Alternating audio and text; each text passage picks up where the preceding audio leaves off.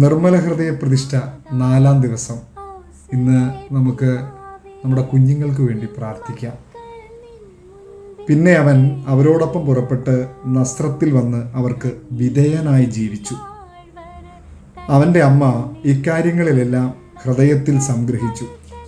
യേശു ജ്ഞാനത്തിലും പ്രായത്തിലും ദൈവത്തിൻ്റെയും മനുഷ്യരുടെയും പ്രീതിയിലും വളർന്നു വന്നു.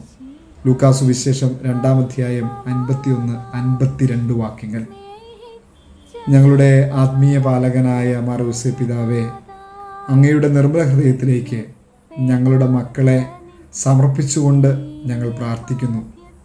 പ്രിയ ഔസേപ്പ് പിതാവേ, അങ്ങയുടെ തിരുക്കുമാരൻ അങ്ങയ്ക്കും അങ്ങയുടെ വത്സല ഭാര്യയായ പരിശുദ്ധ കന്യാമറിയത്തിനും വിധേയനായി ജീവിച്ചതുപോലെ ഞങ്ങളുടെ കുഞ്ഞുങ്ങൾക്ക് വിധേയത്വം ഉണ്ടാകുവാൻ, അവർ ജ്ഞാനത്തിലും പ്രായത്തിലും ദൈവത്തിൻ്റെയും മനുഷ്യരുടെയും പ്രീതിയിലും വളർന്നു വരുവാൻ അങ്ങ് പ്രാർത്ഥിക്കണമേ.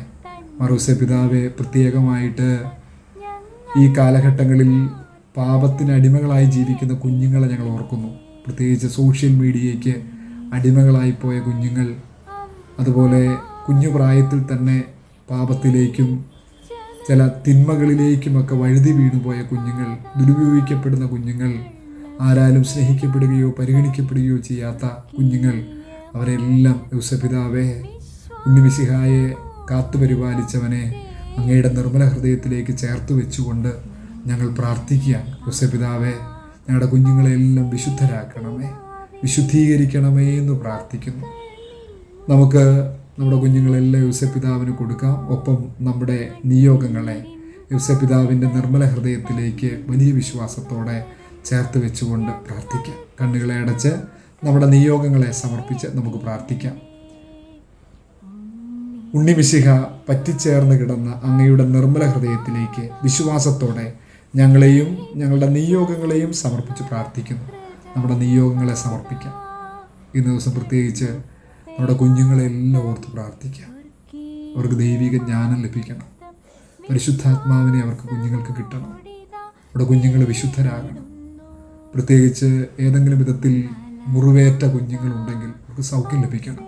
സ്നേഹം ലഭിക്കാതെ, പരിഗണന ലഭിക്കാതെ, അംഗീകാരം ലഭിക്കാതെ തെറ്റായ സ്നേഹത്തിലേക്കും തെറ്റായ വഴികളിലേക്കും പോയ കുഞ്ഞുങ്ങളുണ്ടെങ്കിൽ അവരുടെ എല്ലാം സൗഖ്യത്തിന് വേണ്ടി മാർ ഔസേപ്പ് പിതാവിൻ്റെ നിർമ്മല ഹൃദയത്തിലേക്ക് അവരെ സമർപ്പിച്ചുകൊണ്ട് പ്രാർത്ഥിക്കാം.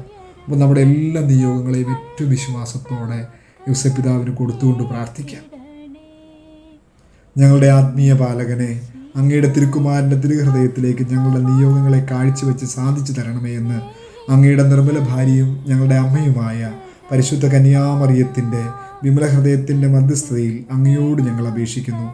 ഈശോയുടെ തിരുഹൃദയത്തിനും മറിയത്തിൻ്റെ വിമല ഹൃദയത്തിനും മാർ ഔസേപ്പ് പിതാവിൻ്റെ നിർമ്മല ഹൃദയത്തിനും നിത്യം സ്തുതി ഉണ്ടായിരിക്കട്ടെ. ആമേൻ.